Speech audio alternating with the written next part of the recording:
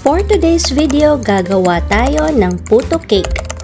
So first, pagsamasamahin muna natin yung ating dry ingredients. Bali, isasalain na rin natin siya para if ever na may buo-buo, masala natin yung ating dry ingredients. Meron ako dito 1.5 cup ng cake flour. And then, lalagyan ko din siya ng half tablespoon ng baking powder. And then, half a cup ng sugar. Tapos, sasalain lang natin siya. And then, pag nasala na natin yung ating dry ingredients, and then lalagyan natin siya ng 1 cup ng water. Mix lang natin. So, pag nakita nyo na ganyan, medyo ano pa siya, lumpy pa siya, lalagyan pa natin siya ng water.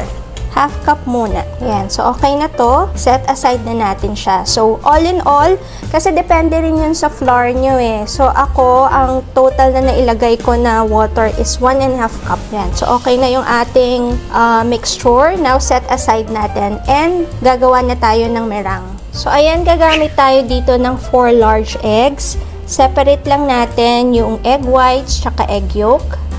Now, ibibit natin siya.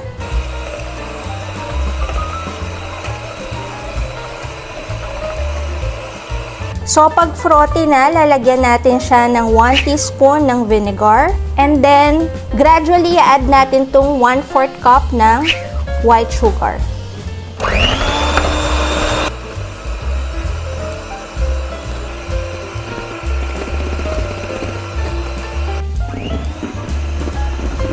Ayan. So, pag ganyan na, nakita nyo meron na siyang peak. Ayan. Stiff peak na siya. Okay na itong ating meringue.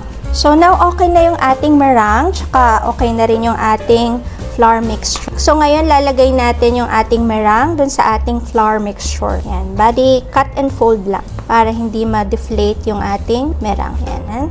So, cut and fold. Bali, ganun. Cut and then fold. Cut and then fold. Yan. So, make sure lang na nahalo natin siyang mabuti. Yung meringue natin saka yung ating flour mixture. So, ayan, pag nahalo na nating mabuti na ganyan, lalagay na natin siya dun sa ating pan. So, ayan, lalagay na natin yung ating mixture sa ating pan. I'm using 8-inch pala na round pan. So, ayan, now steam natin siya for 20 minutes muna. Tapos, lalagyan natin ng toppings after 20 minutes. So, ayan, after 20 minutes, check na natin yung ating puto cake. Ayan, medyo umalis na siya. Pwede na tayong maglagay ng topping. Lagyan natin siya ng cheese. Ayan, maraming cheese. Sarap yung maraming cheese. And then next, lalagyan naman natin siya ng salted egg. So, ayan, okay na yung ating toppings. Ilagay na natin. Steam pa natin siya for around 5 to 10 minutes. I-check natin siya. At ayan, nakagawa na tayo ng puto cake. Kain po tayo!